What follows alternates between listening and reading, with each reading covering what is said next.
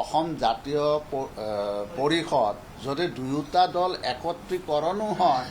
আমাৰ ক'বলগীয়া একো নাই হওক অগপৰ ক্ষতি হ'ব নেকি তেতিয়া আমাৰ কেনে ক্ষতি হ'ব আমাৰ কেতিয়াও ক্ষতি হ'ব নোৱাৰে যোগদানৰ কথা চলি আছে যদি গগৈ আপোনালোকৰ দললৈ অনাৰ কিবা প্ৰক্ৰিয়া থাকিব নেকি না সেইটো আমাৰ নিশ্চয় নেতৃত্বই চিন্তা কৰিব বা তেওঁ নিজে চিন্তা কৰিব লাগিব যে অগপত আহিম নে নাহিম গতিকে সেই কথাটো মই আজি ক'ব নোৱাৰোঁ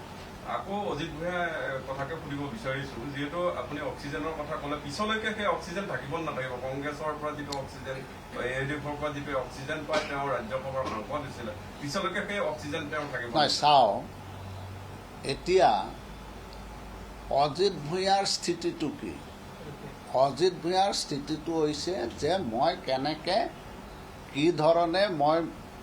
ৰাজভোগ খাই থাকিব পাৰোঁ গতিকে তেওঁ নিজক লৈহে ব্যস্ত ৰাইজক লৈ তেওঁ ব্যস্ত নহয় গতিকে তেওঁ পৰৱৰ্তী সময়তো য'ত সুবিধা পায় তাতেই তেওঁ আশ্ৰয় ল'ব তেওঁতো এজন সুবিধাবাদী ব্যক্তি গতিকে তেওঁক লৈ আমি চিন্তা কৰাৰ কোনো কাৰণ নাই আৰু তেওঁৰ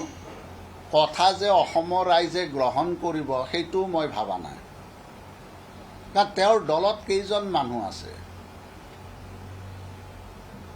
তেওঁৰ দলত কেইজন মানুহ আছে তেওঁৰ ভৰিৰ তলত মাটি আছে না নাই ভৰিৰ তলত মাটি ৰাখি তেওঁ কথা ক'লে বেলেগ কথা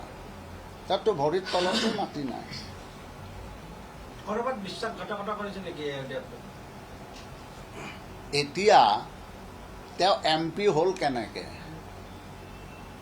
কংগ্ৰেছ আৰু AIUDFৰ সমৰ্থনতহে তেওঁ ৰাজ্যসভাৰ সদস্য হৈছিল গতিকে ৰাজ্যসভাৰ সদস্য যিহেতু AIUDFৰ সমৰ্থনতো হৈছিল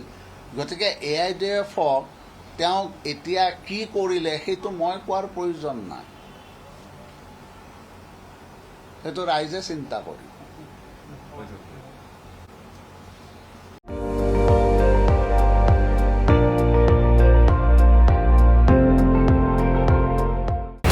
আপুনি চাই আছে ND24 সৰ্বশ্ৰেষ্ঠ নহয় সৰ্বোত্তমৰ দৌৰ